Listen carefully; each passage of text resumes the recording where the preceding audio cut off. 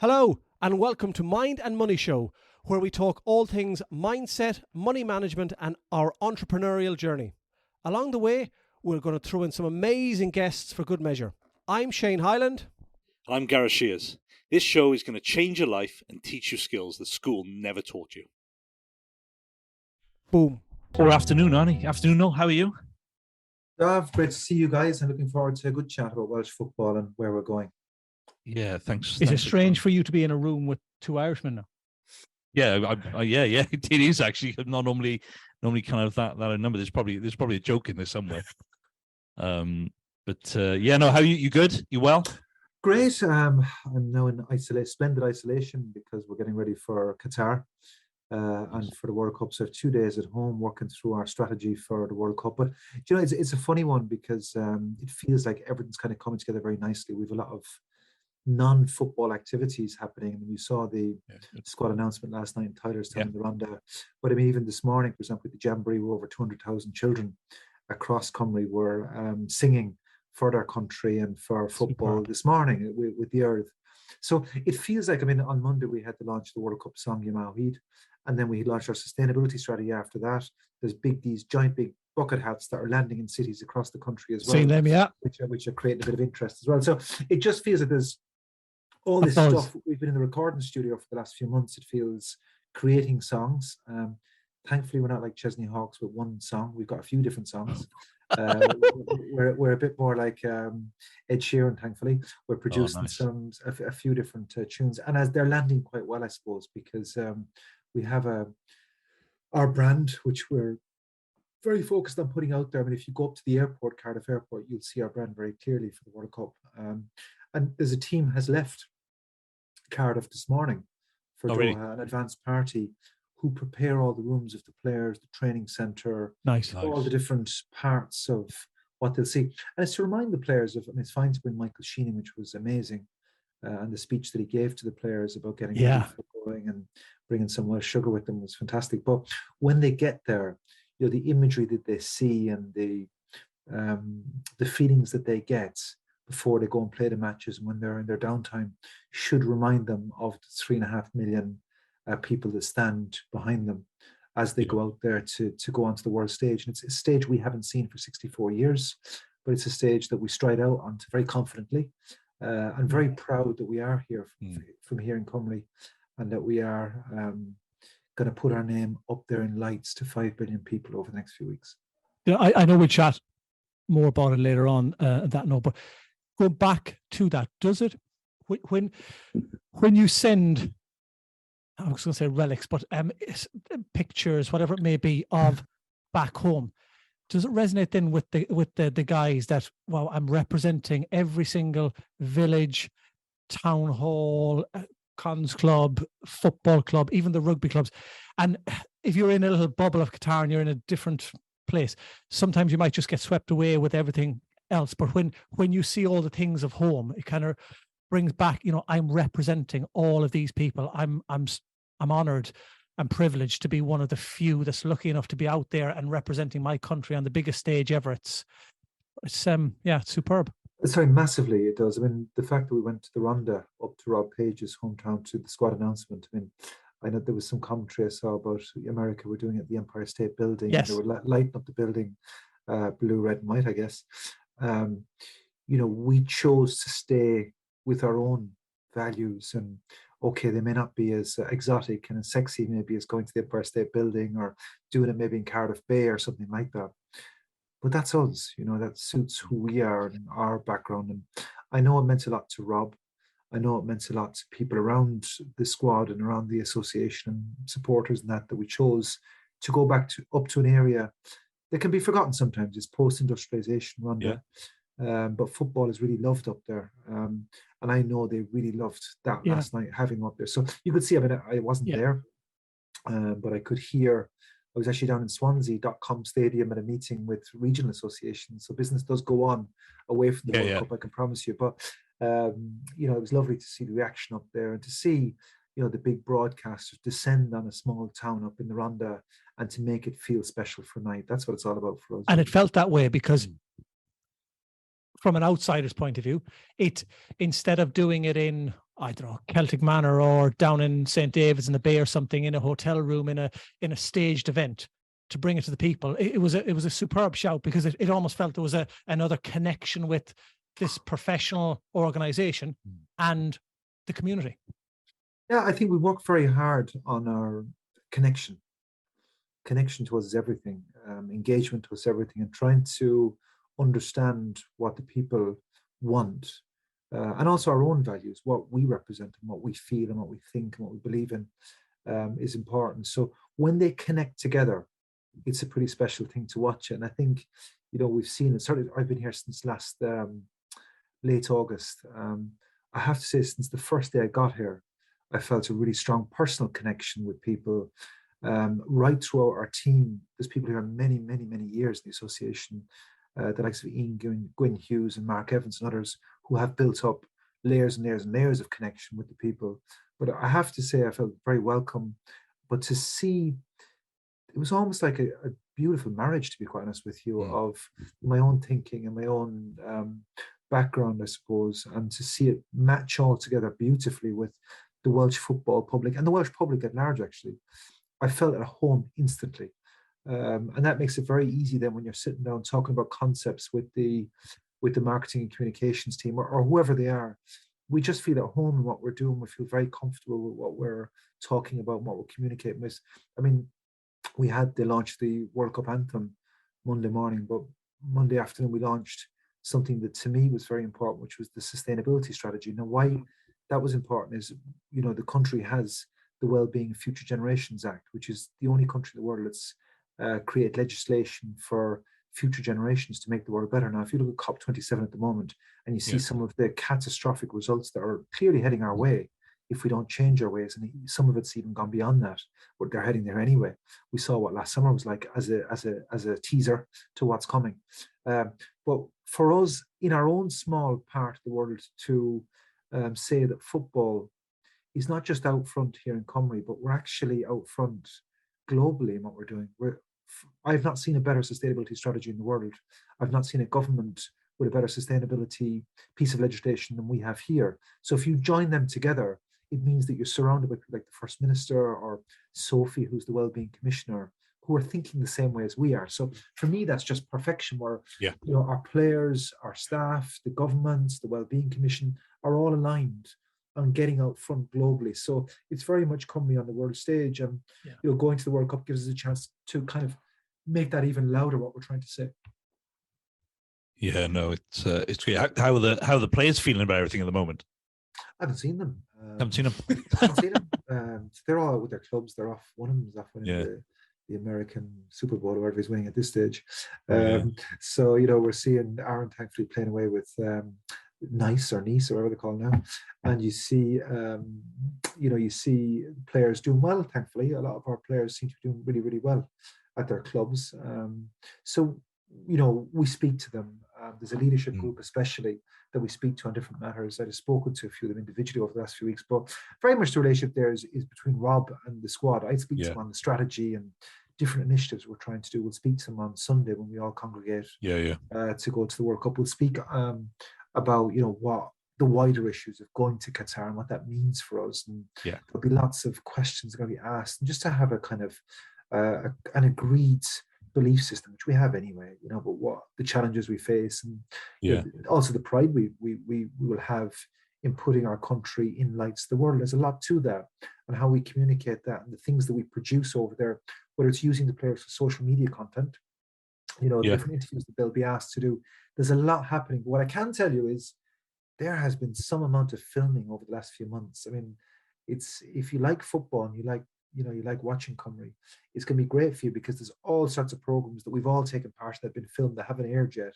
So I'd say every night there'll be something about Welsh sport, about football. There's just a treasure trove of stuff to arrive. So I think it's a great time in our lives. I mean, whatever happens over there, I'm sure we'll do really well over there. Whatever happens over this time it just feels like Christmas Day every day. Yeah. I think that's it. I think it's going to be great for Wales, great for the Welsh public, and I think it's superb to be on that stage and representing. I mean, it's going to be amazing. So, Son, we always kind of ask at the kind of beginning a little bit about you. So just tell us about your journey, where it kind of began, and kind of getting to where you are now. Yeah, I was born in London, beside Arsenal Stadium, in an Irish community that was stuck between a Greek and a Turkish community. We became Arsenal fans very young. There was a lot of Irish players playing for Arsenal at the time, 7 of them, from Pat Jennings in goals right up to Frank Stapleton up front. So I fell in love with Arsenal very quickly. But what happened was we moved back to the west of Ireland when I was 4.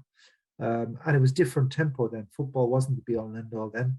There was other sports that were quite big. And in school, it wasn't particularly encouraged for us to play association football, I suppose.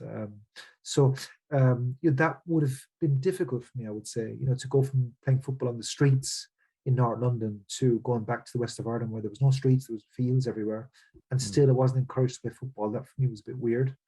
So I became quite a big promoter of association football, even when it may not have been the most popular thing in the world to do. And we set up Capmore Celtic. I think I was 12 when we set up the football club in the village. And that was set up by a lot of the young people to organise a team to play against other teams in the villages. You have to remember, and this is why this time is so special for the country. At that time, Jack Charlton had brought the Irish team to a Euros in 1988 and a World Cup in 1990. That was really significant in the history of the country because it changed the perception of football. It's hard to remember that back before 1988, football was, in the west of Ireland, was not seen as a mainstream sport, really. It was Absolutely. And that was difficult because it's even hard to imagine what that was like even now. But I remember it quite well. And it stuck with me. So when Jack Charlton came along and got us to Euros and then a World Cup final, it just changed the mood, the landscape, everything. Hundreds and hundreds of clubs were formed, maybe not overnight, but over 2 nights maybe, very quickly across the country. And that's why things like the Celtic Tiger started around that time, 1988, 1989, which people say that was part of a new, confident, successful country emerging from the ashes of the past.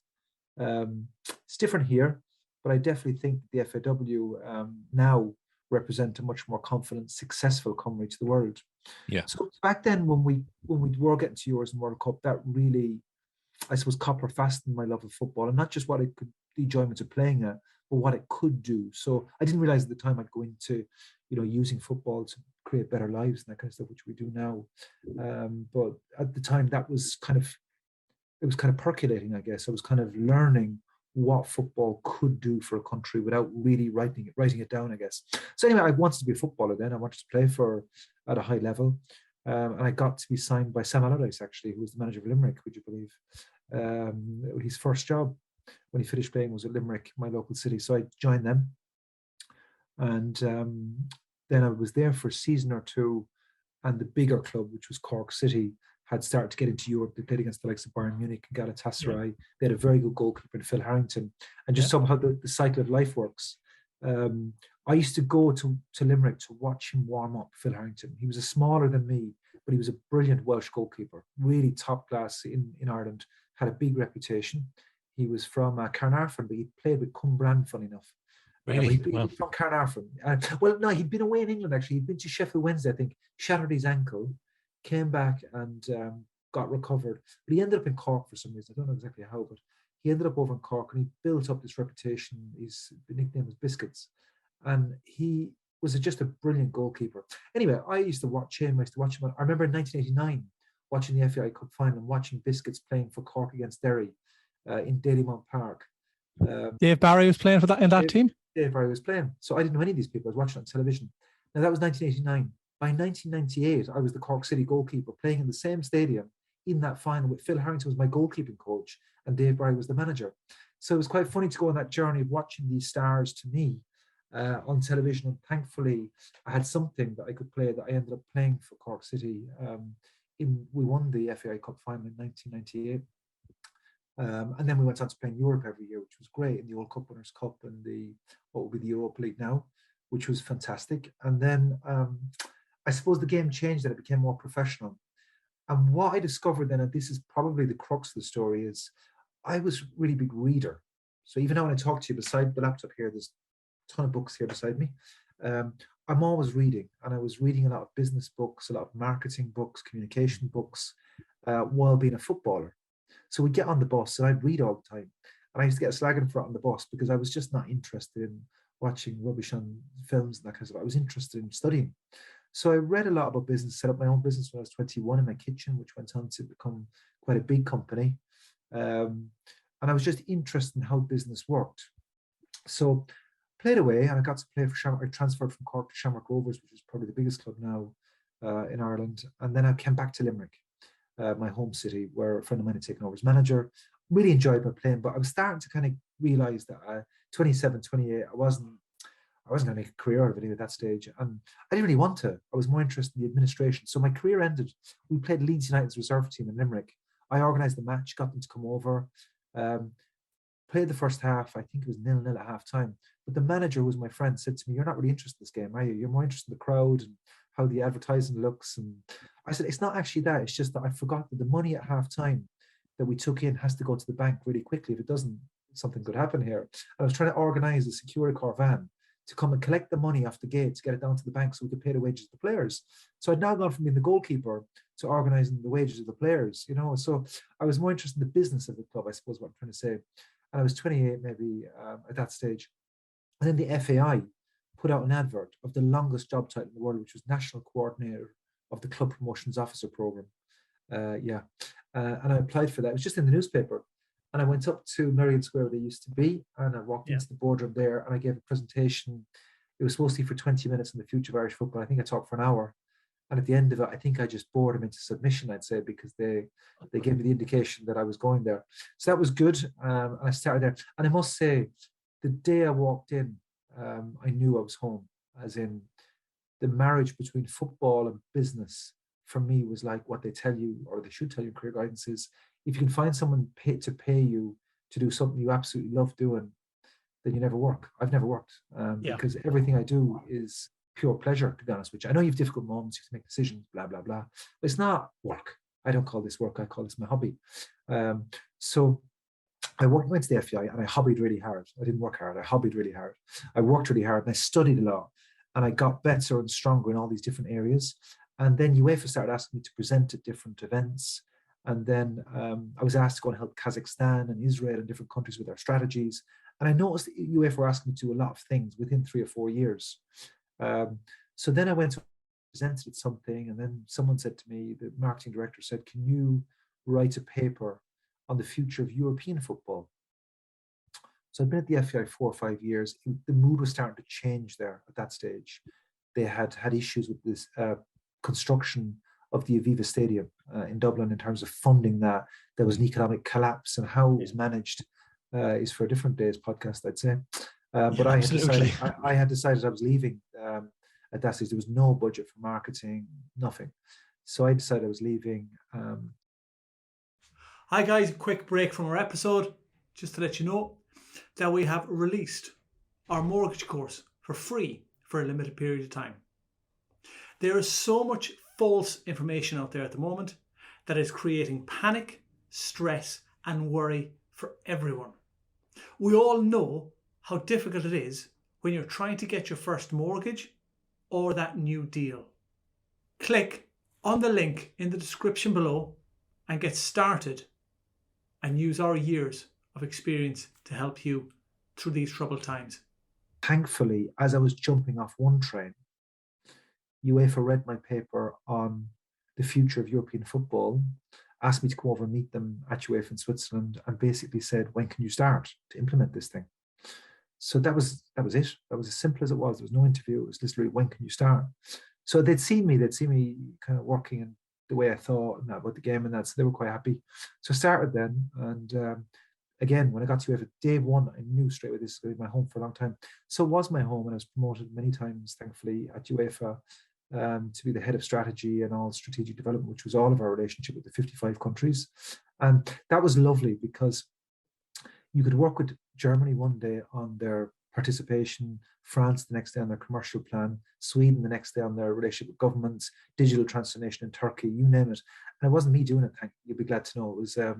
It was much more talented people than me who I could bring in, who was the best, the best of what they did. So I was like the generalist who would pull it together and say, okay, diagnose the problem, like a consultant, and then work with Turkey on their strategy in this area, whatever it was, building stadiums, whatever it was. And I suppose what I got there was to learn from the very best that we could employ in whatever field. Well, we were taking people in from Apple and from the best sports in the world and Microsofts and digital transformations, you name it, we could, because we had good resources. So I spent 10 years driving that forward. Somewhere towards the end of that, the FAI, who I'd mentioned, had got into trouble with the stadium, really had capitulated at that stage. And I found that difficult to watch because I'm from there. I hadn't been there for a good few years or hadn't really followed it fully, but I realized they were in real trouble. So I got the curly finger to say, would you have an interest in going back to Ireland to help them? And I said, well, how bad is it? And I was told, it's really bad. This is batten down the hatches. This is try and keep the door open stuff. Yeah. So we were having our first child at the time in Switzerland. My wife is Estonian. So we had to make the difficult decision. It was a 6-month mission. That's what we'd all agreed, to keep the thing alive, just to make sure it didn't die. And that was difficult. It was 215 staff, couldn't pay the salaries the first month I was there. Wow. Had a cyber attack. We had the women's manager walking up the door on the first day I was there. But thankfully, in amongst all that mayhem, my wife went back to Estonia, where our support network was, and had our son there.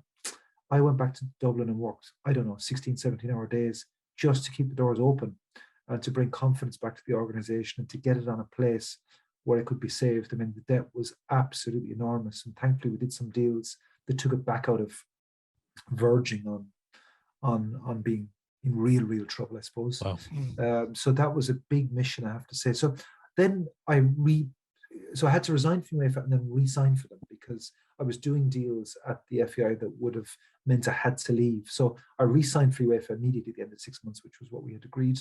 Went back to UEFA, was in the same job, was really happy to back over my team, working along. New son comes along. I have to mention, by the way, that while I was in Ireland, one of my more positive things, apart from dealing with debt and all the wrangles that were going on, was the hiring of Vera Pau, who went on to. Yeah. There's an interesting story there. When my son was born in Estonia, I got there just in time for him to be born. And as my son is being born, I got a phone call to go and meet someone who was interested in being our manager in Frankfurt the next day. And I went and signed up Vera Pau, went straight back to see my son then. So the wife was still out of it, so she didn't notice I was gone for a few hours. But I went from Helen to Frankfurt to sign Vera, and I'm glad to see she's gone on to get the Irish team to the World Cup finals as well next summer in Australia and New Zealand. So that was a very good very nice thing to see them qualify. Anyway, go back to UEFA. I'm working away. I'm enjoying it. But I kind of enjoyed the adrenaline and the buzz of running the organization. Even though it was really testy and really difficult, I really enjoyed it. Every moment of the 6 months that I was in Ireland, every second of it, I enjoyed. I really felt, I like being the CEO. I like being in charge of this organization. And I like putting my thoughts and my views and my ability out there and working with lots of people that are much more talented than I am to get big results and to drive things forward, as I really felt. Then out of the blue, the job here in Cumberland came up, the job to become the CEO of the Football Association in Wales popped up, and that was really interesting. And I did, I suppose it was surprising at the time because I had a job in UEFA that was really at the center of European football. It was a really sexy job. And I suppose I was even trying to explain this to my wife. Look, we're leaving Geneva, our lovely house beside the lake, to move to Cardiff. Now, Cardiff we've grown to love, and it's a beautiful city, and I wouldn't leave here now for anywhere. But when I first said it to her, that wasn't the reaction that she had. She said, well, what? So I did everything. I was very lucky because Laura McAllister I got to know. She's a professor in Cardiff University. She'd run for the FIFA Expo. I got her to know her for that. She was talking to me at the time about, maybe come to Wales and run the FAW, or I was talking to her about it. And she sent me a picture of Pontcanna near Cathedral Road. And I showed my wife that. I said, that's what it's like. She went, oh, that looks okay. I think I showed her. That was on a sunny day, I presume. And it was a beautiful sunny day. I showed her a picture. She said, oh, that looks nice. So I said, yeah, we're going there. So she was kind of okay. And thankfully, when she came here, it was beautiful sunshine actually when we arrived here. So that all worked out fine. But I did my due diligence. So I really looked at what was working well here. But I also noticed a huge amount of deficiencies that needed to be sorted out. Yeah. And I felt that I had the ability and I had the gravitas, I guess, to deliver them. And there were big ones. I mean, there was a new strategy needed to be developed. There was a huge amount of governance reform that needed to be developed to get us to a place where we could to become an agile, very successful organization. And I must say, a year and 2 months maybe into the job, I could not be happier that we're on the right track. I'm really feel that we're in a very good place financially. More importantly than any of that, on the pitch, we're producing a lot of players, we're producing results. In participation, we're growing the game, particularly the girls' game. We're building every day. We're building new products every day that I think when I hand over the baton in a few years' time to the person that replaces me, I think that we'll be in a much, much better place and we'll be a real player in world football. Yeah, no. Because we've chatted quite a bit. I was gonna ask one or two questions, but you chatted on it there, that your journey and where you are. One thing, and I don't know, I picked up on the last few weeks reading bits and pieces about the whole organization. That is, we're massive here into education because we work in the day job of finance. We have this concept or idea that people have been educated incorrectly. They don't understand money. They don't have the correct relationship with money. They don't understand how they have to align their happiness with what they spend, and it's a full educational thing. So as much as we do all the normal day-to-day stuff, there's quite a lot on YouTube channels, webinars, and all that. I am coming on to the question because I think it's relevant. One player, one club. Yeah. Okay. If kids are going down that route, if they go to, instead of, I'm going to say, let's say you mentioned it there, Pontcanna United or Cardiff City Academy, is that the way they're looking at it? It's one or the other. Yeah. So if they go down that route, is there within the whole framework that you have set up, because the vast majority of those kids will be potentially, let's say they're in a Cardiff City Academy, they're going to go through a system where a lot of them are going to be, it sounds horrible, the word spat out. There's only going to be a select few that do make it. Of course. Education for the likes of those guys and girls going forward, is that something that you guys have looked at, or is it in the structure going forward? Because it is, our ideas, the sciences and the geography and all that of the world anymore is kind of not relevant. You need to know how to become an entrepreneur, a CEO of an organization, understand money and all that sort of stuff. Well, a couple of things. They're a little bit unrelated. I mean, the one player, one club is a universal principle, by the way, that you can't play for a number of clubs at the same time. Yeah. And that's one that, it's a FIFA rule. We had been given a derogation longer than anybody else for a number of years to do that. But for us, I mean, it's up to the choice of the girl or boy if they want to have an elite career, which should be for very few, to be honest. I mean, it's, as you know, it's less than 1% become professional footballers, clearly. So the problem we had, where the water was very muddied here, was that we've so many academies across the country. We probably only need 4 or 5 academies, of the players who will go on to have professional careers across the country. So we have too many academies, and we're going through an evolution now of recategorizing them at the minute, and let's see how that goes. But I think, if a child wants to be a professional footballer, first of all, they need to have the ability, for sure, and then go into these academies. But the vast majority should be playing for Pontcanna United or whatever the name of their club is. I mean, to take thousands and thousands and thousands out seems to be a bit too much to me. And I think the technical people would certainly agree with that. So that's an evolution that we go on. But in terms of the education for them, it's a strange situation here, because at the moment, the ones who are going to Qatar, the ones who go on to make really serious careers, are gone from the Welsh system, in truth, very young. I'm talking 9-10 years of age. Yeah. So they sign for Swans, or they sign for Cardiff, or they sign for Southampton, or they sign for Manchester United, wherever they sign for. And they're gone from us very young. And that's natural. They're going to go on to become world-class athletes. They often get spotted at 9 or 10. There are situations, when the Irish situation would be Seamus Coleman, who was 20 odd when he signed for Everton, I guess, and has gone on to have a remarkable career. And there's others who've gone on, Stephen Ward, for example, went from Bohemians to Wolves and went on to play in European Championships and all that stuff. But by and large, in this part of the world, players are spotted much, much younger. What I would definitely say is that the professional clubs do that. They've got programs that come from the English system where they do all sorts of training exams. Is it enough? My understanding of it, I'm not an expert in here, I have to say, but my understanding is no, it's not enough. What the English professional clubs are doing for the players is not enough. But I see Ben Davies, for example, who plays for Spurs in the Premier League and clearly has made an unbelievably successful career for himself, has just done an economics degree with London Business School, for example. So it's possible to, because there's a lot of downtime when you're professional football, and you may as well occupy your mind with something you're interested in that's good for you future-wise. And he'd be very switched on into finance, for example. He's really focused on that sort of economics and finance and different things. But what I would say is, as we become more professional here in Cymru, we're doing a review of the Cymru Premier Division now. One of the headings that is under that is education for the players and dual careers, that you do have, like we had back in the League of Ireland, which was to play for Cork City, but also to have a business career as well, which really worked fine for me. I was really happy with that. And it felt better for my lifestyle.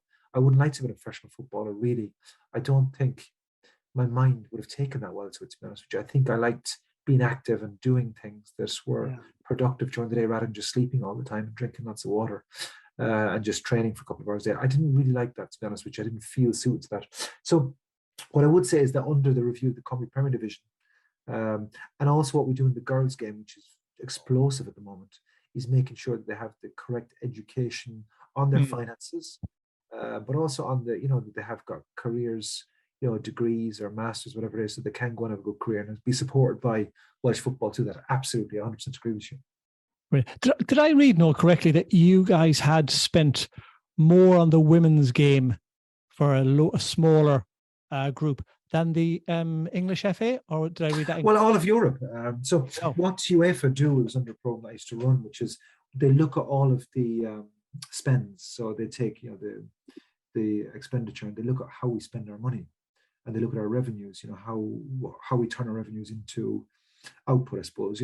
How much you spend on your national teams, how much you spend on your domestic championship, what you spend on grassroots, what you spend on administration. So if you took the percentage of our revenues that we spent on the women's game, it's more than anybody else in Europe. Now, you have to remember that our turnover could be 25 million.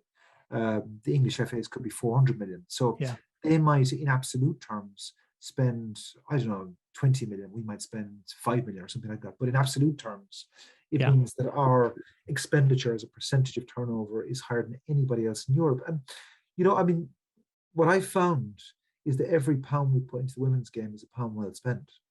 Because the results that we get from them, it's like a home run, the whole thing, to be honest with you. It's like everything we do with women's football works really, really well.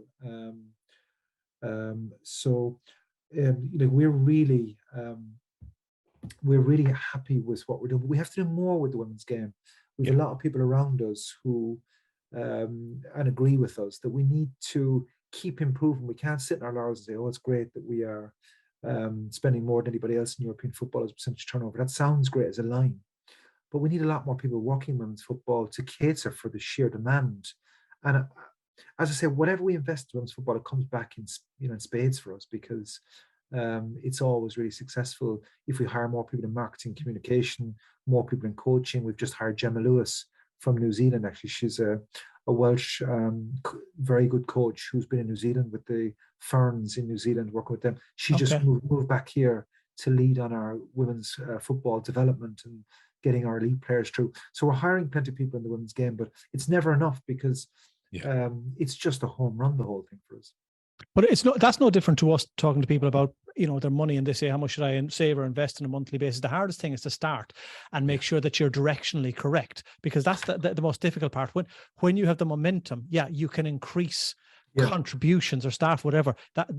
That's all, review, adapt, pivot and change. But it's funny because we're, like, finance is on the top of our mind at the moment. We're in a very good position at the FAW. We've got a good balance sheet.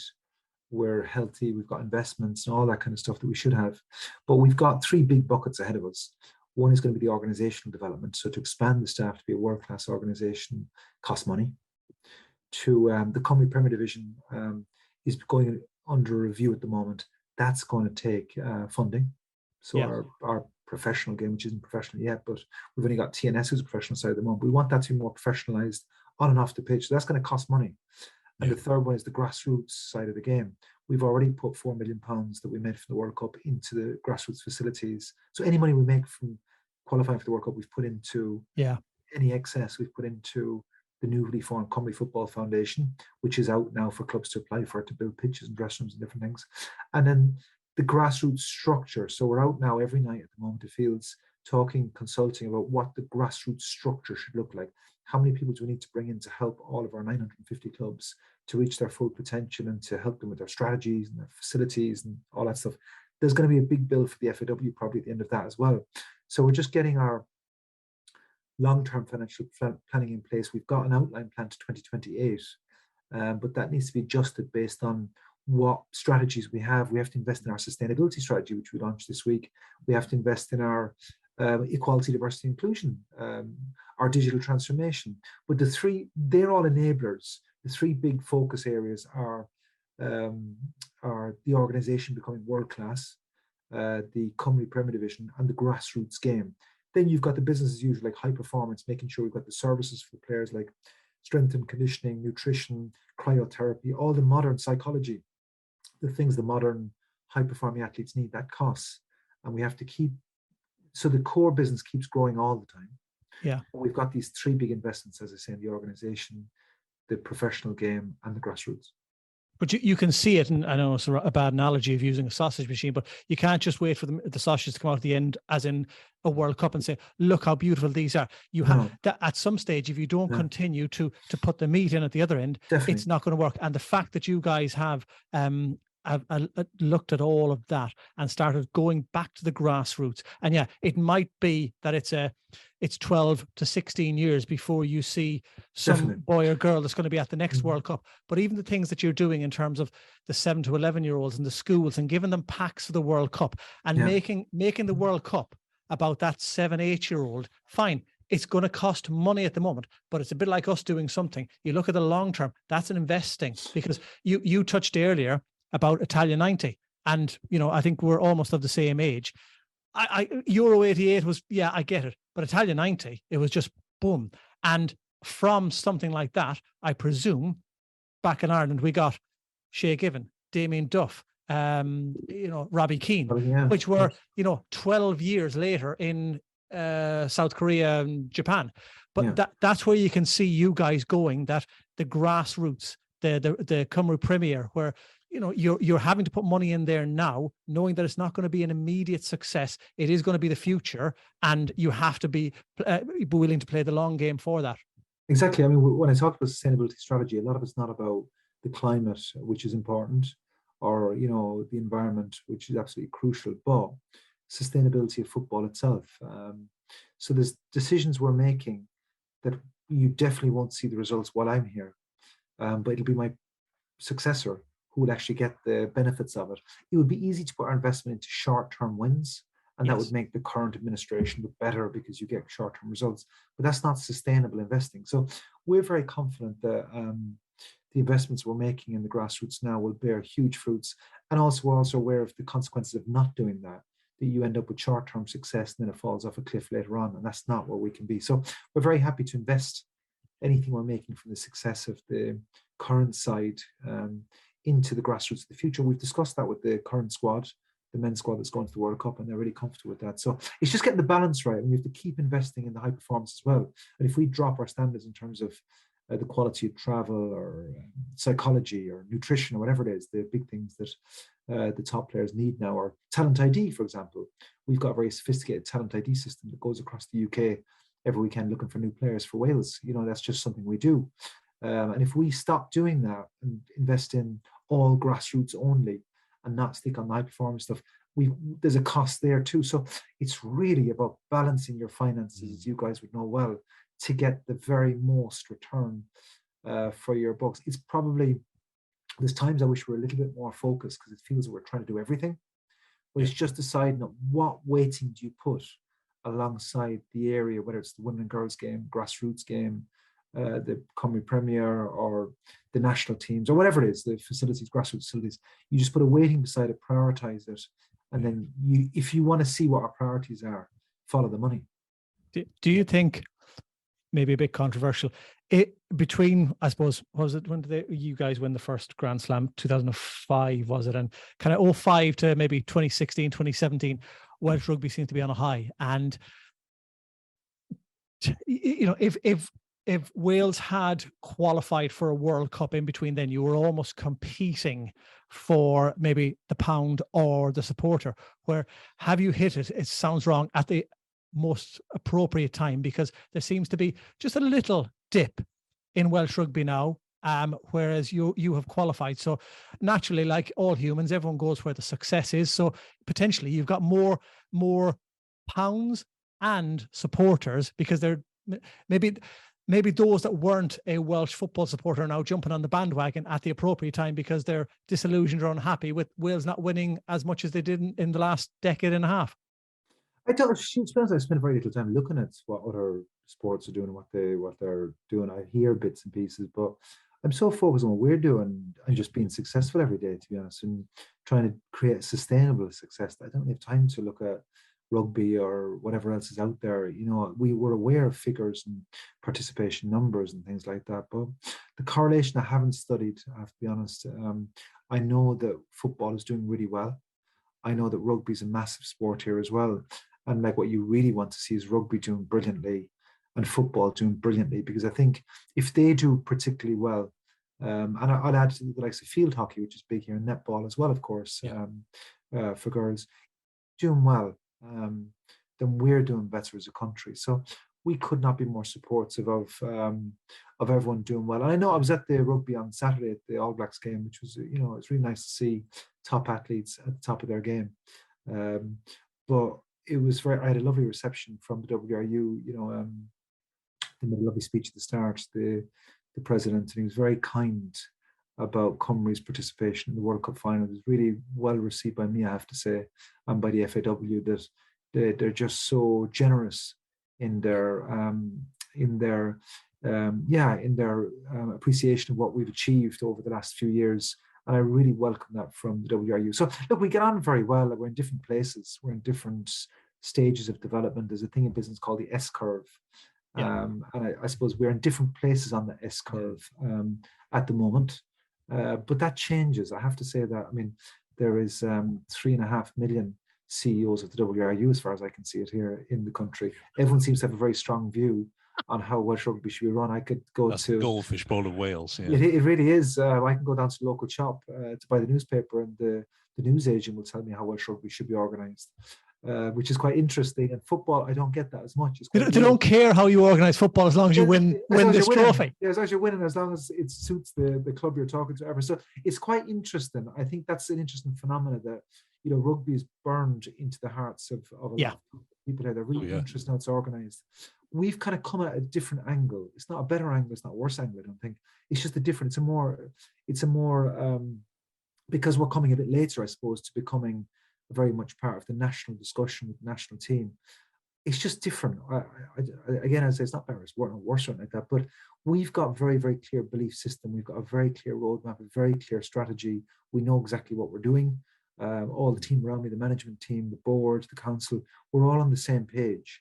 And that for me is the bedrock to success, that we're all clear in what we're doing. Yeah, I think that was something like we spoke a bit off air about it, but you know, the big thing I think that has been big for you is bringing that structure in place, isn't it? And even like I think it's getting that foundation right. Because if you don't get the foundation right, it's like building a house, isn't it? It's going to come tumbling down. And I know a big thing that you talked about was getting football in Wales profitable. Yes. Yeah, definitely. I believe that we've just launched our financial results for the last year. We create a good operating profit from what should have been a considerable operating loss, because we had invested in a lot of things, but we really drove our revenues. We really focused on our cost base, and we created a decent profit for the year, which was really a big turnaround from what the budget was when I certainly arrived. But I think critically, not long after I joined, we did a full governance review and presented that governance review to the council. And that was a critical moment because that was agreed called Sustainable Association of the Future for the future. And that was 18 governance changes, basically, which were really significant. And they have been the bedrock of our success. So signing up to significant governance evolution, getting everyone on the same page. And it doesn't matter what we're talking about. And that could be about football, that could be about selling toothpaste. You know, if you get the board, the council, and all of the different stakeholders aligned behind a plan that you've all agreed on, it's actually not that hard, to be really honest, in doing it.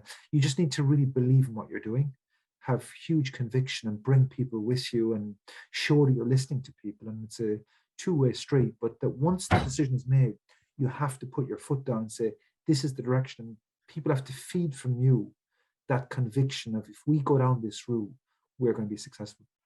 Yeah, I think that can be, like you say, transferred across everything. Like you mentioned the analogy of buying, selling toothpaste or whatever. Yeah, but I think that's in every business, every organization. Yeah. If you can get everyone onto the same plan, the same directional point as you, it makes a huge difference. Because if you've got people pulling in different directions, you got problems then. It's a real problem. And like Welsh football would have had that, I'm sure, over the years. But thankfully, we're a very happy family now. And we're very lucky. I mean, we've got a president who has been with the Federation for many, many years, has grown up through the Federation, but he's a pillar of strength for me because I can't do it on my own. I need a president who's very supportive because he's the chair of the council. We need a strong independent chairperson that we have in Steve Dalton, the MD of Sony UK Manufacturing. He's our independent chair, and that's a really important outlet for me to go to. He's used to dealing with very big businesses in what he's got now. And he's a very useful ally for me. And we've got independent directors like Carol Bell and Tim Naylor, who's from British Horse Racing. Carol Bell is a very experienced independent non-executive director. I spend a lot of time talking to them about things. And then you've got the football membership, which is crucial on the board, because you need to get the vibe of what are the things that we can implement, or when is it too soon? Which are the ones that would cause a big problem? Which are the ones that would sail through? And it's the football members, the board give me the football knowledge and bring the board forward that way. And it's the independent directors who are used to dealing with huge businesses give us the business thing. And we've got a very strong finance audit and risk committee, which the former First Minister Carwyn Jones is on, for example, that really robustly tests any hypothesis or proposals I put forward for investment into the game. So, you know, we have the right checks and balances in place to make sure that the organization is run prudently, but we're always increasing our risk appetite, which is crucial. We need to have more risk appetite, which sounds funny, but as long as the governance is strong enough to ensure that we remain prudent, but capitalizing on opportunities while mitigating risks, we'll be absolutely fine, and we'll grow over the next few years a lot.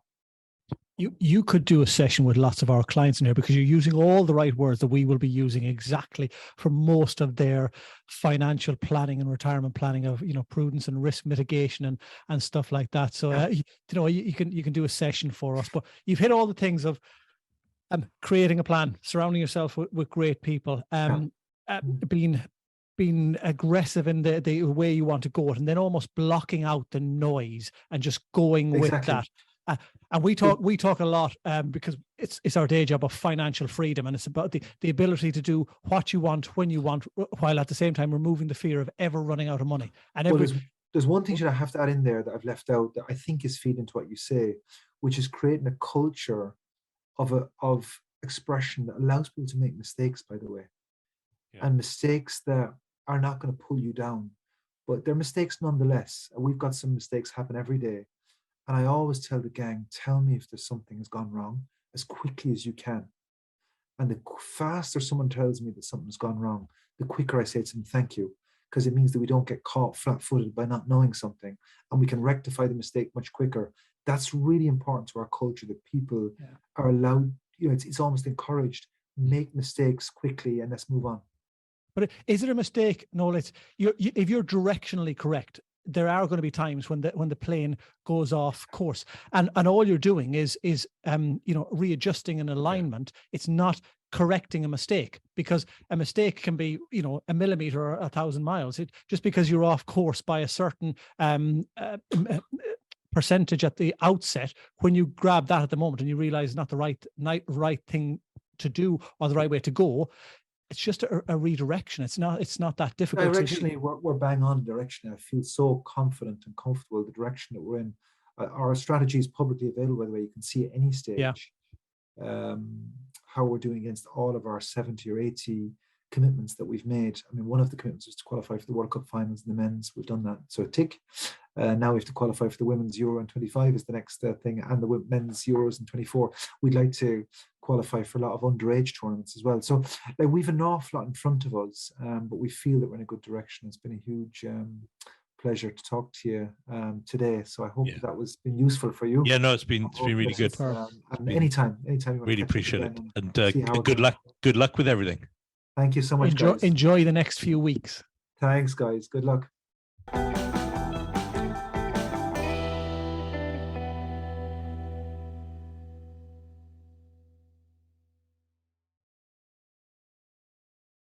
Thanks for listening, and if you enjoyed this episode, then please subscribe and remember to follow us on social media for more content like this.